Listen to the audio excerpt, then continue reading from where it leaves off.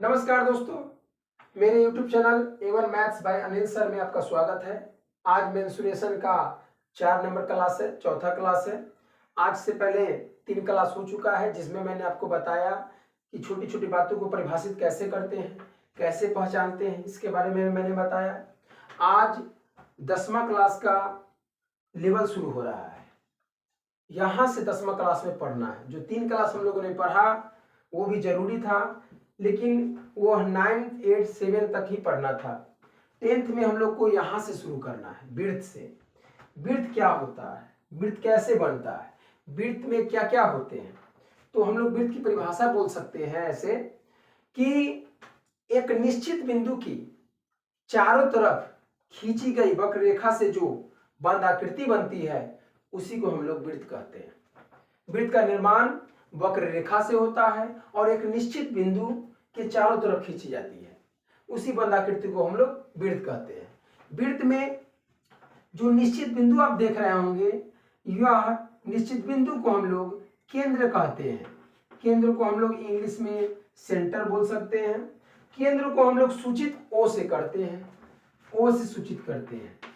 जरा आप परिभाषा समझ ले कि जो विड्थ नजर आ रही है आपको, अब विड्थ जिस निश्चित बिंदु के चारों तरफ खींची गई है उस बिंदु निश्चित बिंदु को हम लोग केंद्र कहते हैं।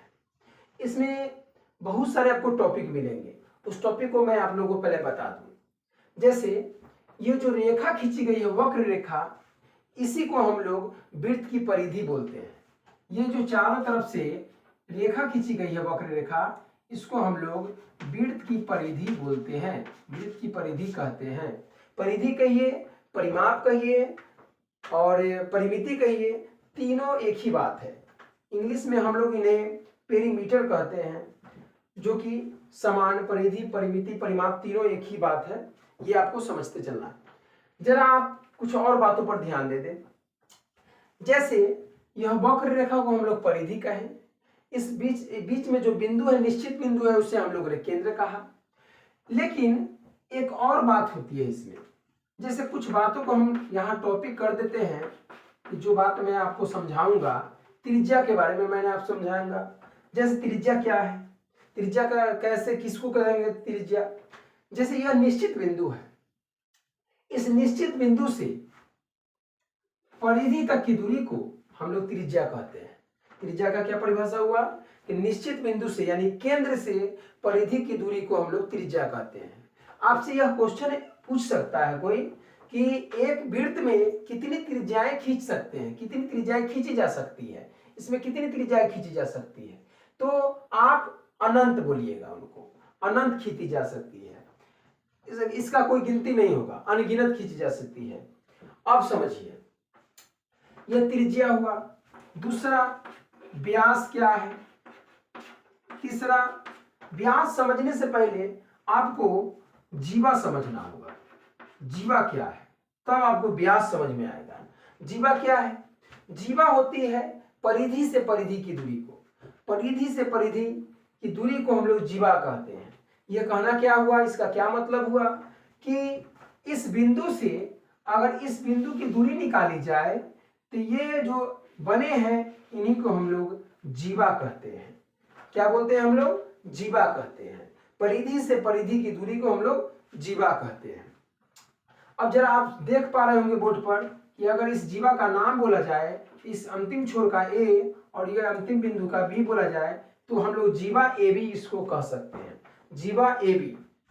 अब उसके बाद जीवा समझ गए तो सर व्यास क्या है, त्रिज्या समझ गए, व्यास क्या है। व्यास के बारे में आप लोग समझिए ध्यान से। व्यास जो होता है एक प्रकार का जीवा ही है। क्यों, क्योंकि व्यास जो होता है वह सबसे बड़ा जीवा होता है। वह ऐसा जीवा होता है जो केंद्र से होता हुआ गुजरता है।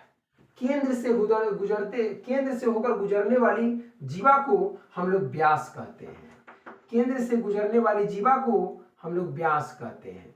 जैसे हम लोग केंद्र से कोई जीवा को गुजार दे तो परिधि से परिधि की दूरी है, लेकिन यह ऐसी जीवा है जो केंद्र से होकर गुजरी है, यह सबसे बड़ी जीवा है। यानी सबसे बड़ी जीवा को हम लोग व्यास कहते हैं, सबसे बड़ी जीवा। सबसे बड़ी जीवा को हम लोग व्यास कहते हैं। अब आगे हम लोग समझते हैं चाप क्या है। चाप, चाप के बारे में हम लोग समझते हैं। ये चाप क्या है? जीवा हम लोग ने समझ लिया, व्यास हम लोग ने समझ लिया, त्रिज्या हम लोग ने समझ लिया। अब हम लोग ने चाप समझते हैं। चाप किसे कहते हैं? जरा आप ध्यान से देखिएगा।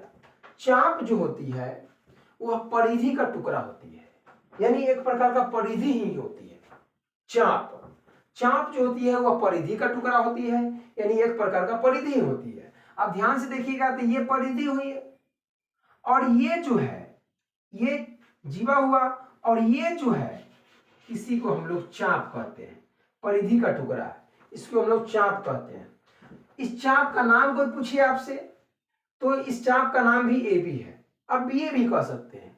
यह निर्भर करता है इस नाम पर कि वृत्त किस तरफ से नाच रही है, कैसे एंटी क्लॉकवाइज नाच रही है या क्लॉकवाइज नाच रही है। वृत्त किस प्रकार से नाच रही है यही निर्भर करेगा कि वृत्त का नाम, चाप का नाम किस प्रकार से बोला जाए, ए बी या बी ए। आप समझ रहे होंगे ये चाप है तो ये क्या है, ये भी चाप है, ये भी चाप है, ये भी परिधि का टुकड़ा है। तो ये बड़ा चाप है इसलिए इसे दीर्घ चाप कहते हैं, और ये छोटा चाप है इसलिए इसे लघु चाप कहते हैं। अब हम लोग समझेंगे वृत्तखंड के बारे में। वृत्तखंड क्या है? वृत्तखंड किसे कहते हैं? वृत्तखंड जो होता है, नाम से आपको स्पष्ट लग रहा होगा, वृत्तखंड यानी वृत्त का टुकड़ा, यानी ये बड़ा वृत्त है। इस बड़े वृत्त के टुकड़े को हम लोग वृत्तखंड कहते हैं। टुकड़ा कैसा बनेगा? तो आप ये जो है जीवा और ये चाप, चाप और जीवा के बीच में वृत्त का टुकड़ा है, इसी वृत्त के टुकड़े को हम लोग वृत्तखंड कहते हैं। सर ये क्या है? ये भी वृत्तखंड है। ये छोटा वृत्तखंड था, ये बड़ा वृत्तखंड है। इसे हम लोग दीर्घ वृत्तखंड कहते हैं, इसे हम लोग लघु वृत्तखंड कहते हैं। वृत्तखंड ही है, दोनों वृत्तखंड ही है। आगे हम लोग पढ़ पाएंगे, आगे हम लोग को अभी बहुत टॉपिक इसमें पढ़ना है। अब हम लोग समझेंगे त्रिज्यखंड के बारे में। त्रिज्यखंड क्या है? त्रिज्यखंड, त्रिज्यखंड किसे कहेंगे? अब समझिए, थोड़ा मैं आप लोगों के लिए दूसरा वृत्त बना दूं। ये वृत्त है, त्रिज्यखंड किसे कहेंगे?